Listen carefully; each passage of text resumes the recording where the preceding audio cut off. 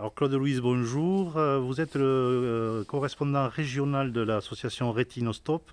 Est-ce que vous pouvez nous expliquer ce qu'est cette association exactement? Oui, bonjour.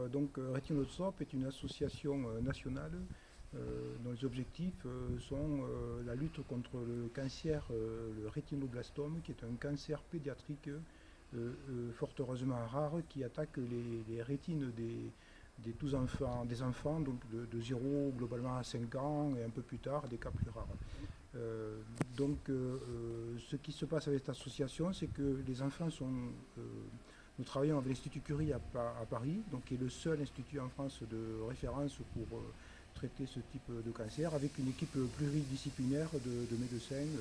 Donc on travaille main dans la main avec ces médecins qui font partie de notre conseil d'administration et qui font également partie de choix puisque l'association va aider la recherche, notamment avec du financement d'équipements, voire du financement de doctorants qui vont travailler à Curie.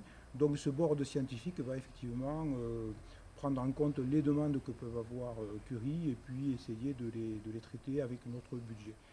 Ce budget il est surtout fait par les parents, hein, donc qui font des interventions nationales, notamment à travers des ventes de peluches.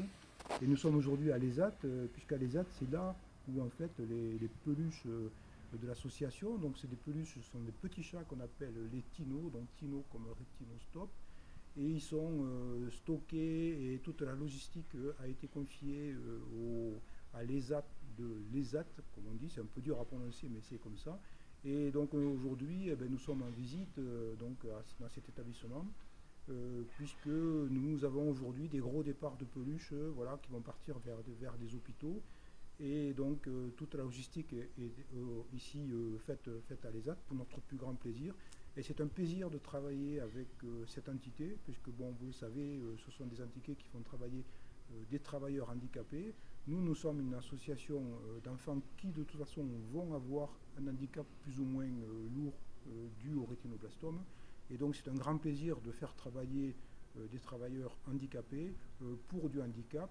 Et donc nous remercions vraiment aujourd'hui toute l'équipe de l'établissement local pour faire ça.